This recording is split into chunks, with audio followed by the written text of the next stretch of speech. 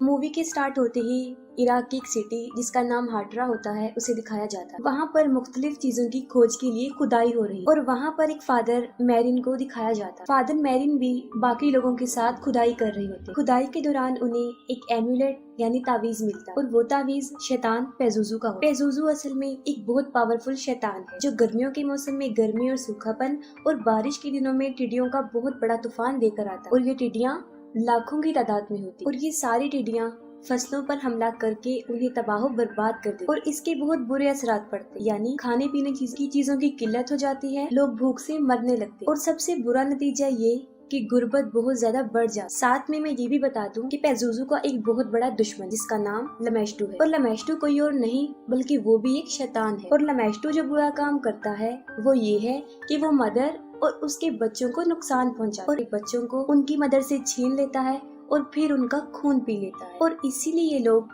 पेजुजू का सहारा लेते हुए माँ और बच्चे को लमेस्टू से दूर रखते। हालांकि पेजुजू भी एक शैतान है लेकिन लोग उसे अपनी हिफाजत के लिए यूज करते हैं, उसका सहारा लेते क्योंकि वो दूसरे शैतान लमेस्टू से उनको बचा कर रखता है। फिर फादर मैरिन को दिखाया जाता है ऐसी जगह पर पहुंचते हैं जहां उन्हें पेजुजू का स्टैचू मिलता है और वहां पर दो डॉग भी होते हैं जो उस वक्त आपस में लड़ रहे होते हैं और वो इस बात का इशारा होता है कि दो शैतान आपस में लड़ रहे हैं, दोनों शैतान यानी पेजुजू और लमेस्टू। इसके बाद जॉर्ज टाउन दिखाया जाता है और वहाँ पर क्रिस मैकनील को दिखाया जाता है जो मूवी में एक एक्ट्रेस का रोल प्ले कर रही है और अपने डायरेक्टर वर्क की एक मूवी जो स्टूडेंट्स के ऊपर बनाई गई है उसमें काम कर रही है। क्रिस की एक 12 साल की बेटी रीगन होती है। क्रिस एक बहुत फेमस एक्ट्रेस होती है जिसके पास शोहरत दौलत दुनिया की हर चीज होती है। नेक्स्ट सीन में दिखाया जाता है कि दोनों माँ और बेटी एक दूसरे के साथ होती है। क्रिस को अपनी बेटी के टॉयज में एक ओजा बोर्ड मिलता है। क्रिस अपनी बेटी से उस बोर्ड के बारे में पूछती है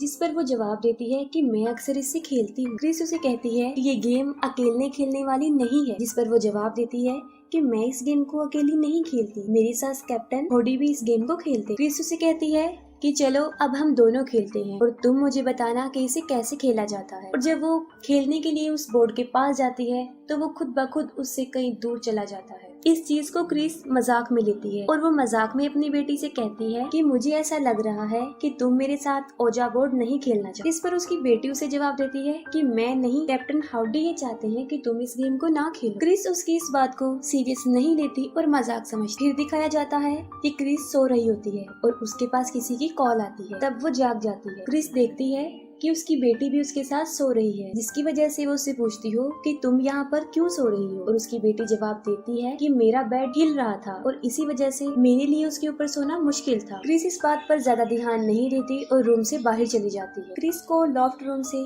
कुछ आवाजें सुनाई देती और ये आवाजें वो पहले भी सुनती रहती थी। वो अपर फ्लोर पर जाकर देखती है लेकिन वहाँ पर उसे कुछ भी नजर नहीं आता। अगले दिन क्रिस रीगन को एक डॉक्टर के पास लेकर जाती है और जब डॉक्टर उसका चेकअप कर रहा होता है तब वो डॉक्टर के साथ बहुत मिसबिहेव करती है और उसे काफी बुरा भला कहती है। डॉक्टर क्रिस को बताते हैं कि उसकी बेटी को नर्व प्रॉब्लम हो गई है जिसकी वजह से उसका टोन हाइपर हो गया है और अब उसे ज्यादा गुस्सा आता और आगे जाके ये चीज डिप्रेशन में बदल जाती, जिस पर क्रिस डॉक्टर को बताती है कि उसकी बेटी को किसी किस्म की भी कोई प्रॉब्लम नहीं है। जिस पर डॉक्टर उसे कहता है कि रीगन के फादर उसके साथ नहीं रहते और ना ही कभी उन्होंने इसके साथ कांटेक्ट किया है, शायद यही वजह हो सकती है जिसकी वजह से वो टेंशन में है। इसके बाद फादर कैरिस को दिखाया जाता है। फादर कैरिस की मदर को उसके भाई किसी मेंटल हॉस्पिटल में एडमिट करवा देता है और इस बात को लेकर कैरिस की मदर बहुत ज्यादा सैड हो जाती है। उनकी मदर एक बूढ़ी औरत होती है जिनका पाँव फ्रैक्चर होता है और वो किसी भी डॉक्टर को अपना ट्रीटमेंट करने नहीं दे रही और उन्हें यहाँ पर एडमिट करवाने की वजह भी यही होती है। फादर कैरिस ये चाहते थे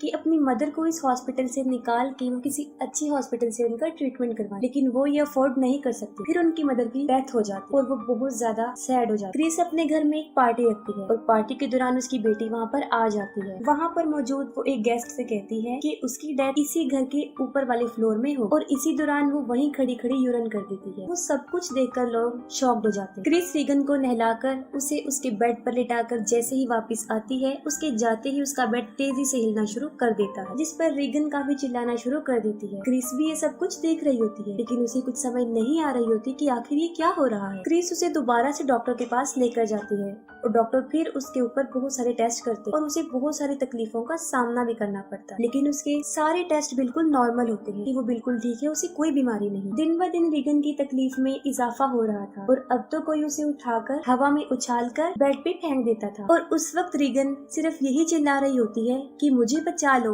वरना मैं मर जाऊंगी, लेकिन क्रिस कुछ भी नहीं कर पाती और देखते ही देखते रीगन पोजेस हो जाती है और डॉक्टर के कंट्रोल से भी बाहर हो जाती है। वो उसे नींद का इंजेक्शन देकर गहरी नींद सुला देता है। क्रिस जब डॉक्टर से घर वापस आती है तब उसे पता चलता है कि उसके डायरेक्टर बर्क छत से गिरकर मर गए हैं और उस वक्त बर्क रीगन के पास ही होता है। वो इसलिए होता है ताकि वो अकेली ना रहे।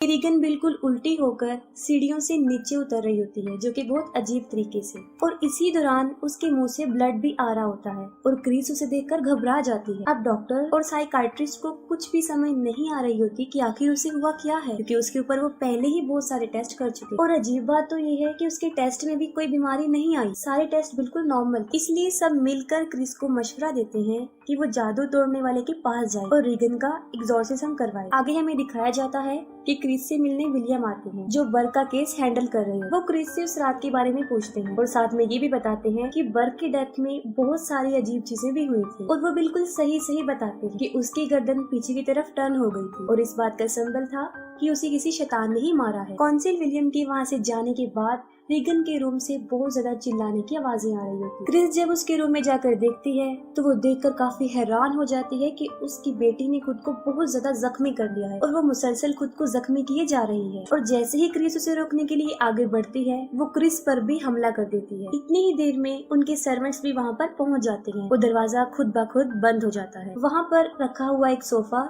खुद ब खुद मूव होकर दरवाजे के पास आता है और उसे मजबूती से बंद कर देता है और रूम में रखी हुई अलमारी भी खुद ब खुद मूव होकर क्रिस पर गिरने लगती है, लेकिन ठीक वक्त पर क्रिस वहाँ से हट जाती है और खुद को बचा लेती है। उसी वक्त उसकी बेटी अपना सर पूरी तरह टर्न करके पीछे कर लेती है, जो कि एक बहुत अजीब चीज थी। ये कोई नॉर्मल बात नहीं थी। रीगन बर्क की आवाज में क्रिस को कहती है कि देखो तुम्हारी कैरेक्टरलेस बेटी ने मेरे साथ क्या किया है। ये सुनकर क्रिस फौरन समझ जाती है कि बर्क को भी उसी शैतान ने ही मारा है और रीगन पर किसी शैतान का बहुत बुरा साया है और रियलिटी भी यही होती है। रीगन को किसी शैतान ने पोजेस कर लिया होता है। जब क्रिस को इस बात का पता चल जाता है तो वो फादर कैरिस से मिलती है और वो रिक्वेस्ट करती है कि वो उसकी बेटी पर एग्जॉर्सिज्म करे, लेकिन फादर कैरिस पहले तो इस बात के लिए मना कर देते हैं, लेकिन क्रिस के बहुत ज्यादा इंसिस्ट करने पर वो इस बात के लिए एग्री हो जाते हैं। जब फादर कैरिस रीगन के पास जाते हैं उस वक्त वो शैतान बुरी तरह रीगन के ऊपर हावी हो चुका होता है और रीगन का शैतान कैरिस की मदर की डेथ के बारे में उसे बहुत ज्यादा इरिटेट करता है।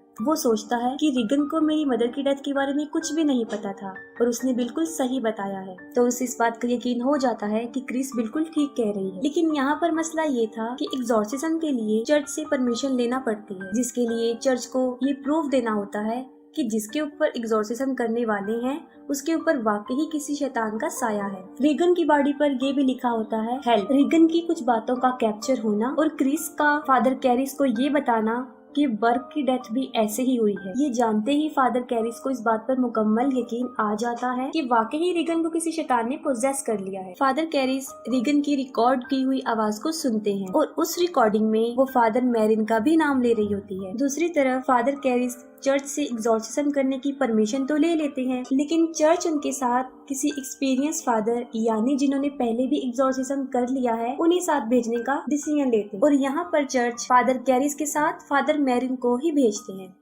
फादर मैरिन जब उन लोगों के घर पर जाते हैं तब उन्हें रीगन की चीखने की बहुत भयानक आवाजें आती। फादर मैरिन फादर कैरिस को कहते हैं कि उन्हें फौरन ही एग्जॉर्सिज्म स्टार्ट कर देना चाहिए और फिर उनका एग्जॉर्सिज्म स्टार्ट हो जाता है। जैसे जैसे एग्जॉर्सिज्म के प्रोसेस को आगे बढ़ाया जाता है रीगन बुरी तरह चिल्लाना शुरू कर देती है। वो चीखते हुए फादर कैरिस और अपनी मदर क्रिस को बुरी तरह अब्यूज करती है और इसके साथ ही उसका बेड बुरी तरह मूव करना शुरू कर देता है और उनकी नजरों के सामने ही खुद ब खुद बेड उठकर हवा में चला जाता है, लेकिन वो एग्जॉर्सिज्म को नहीं रोकते, वो कंटिन्यू ही रखते हैं और उसका बेड ही नीचे आ जाता है। अब वो शैतान अपनी शैतानी ताकत से चीजों को इधर उधर फेंकता है। फादर मैरिन को भी अब्यूज किया जाता है और रीगन के हाथ की सारी पट्टियां खुल जाती और रीगन हवा में उड़ जाती। दोनों फादर बड़ी मुश्किल से उसके ऊपर अपना कंट्रोल करके उसे नॉर्मल करते और इसी दौरान फादर मैरिन को शैतान पेजुजू का साया नजर आता है और यहाँ पर फादर कैरिस शैतान की बातों से बहुत दुखी होते क्योंकि वो उनकी मदर की डेथ का रिस्पॉन्सिबल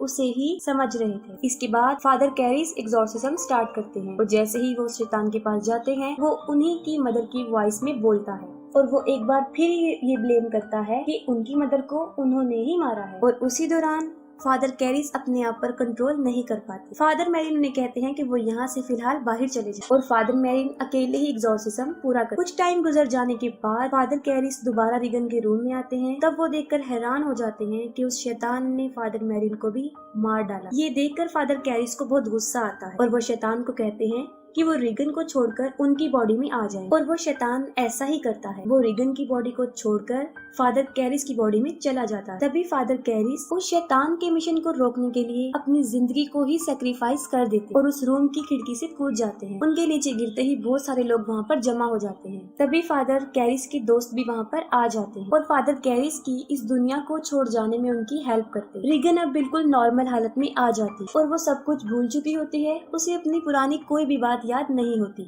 और कुछ दिन गुजर जाने के बाद रीगन अपनी मदर के साथ उस जगह को छोड़कर चली जाती और यहीं पर मूवी एंड हो जाती।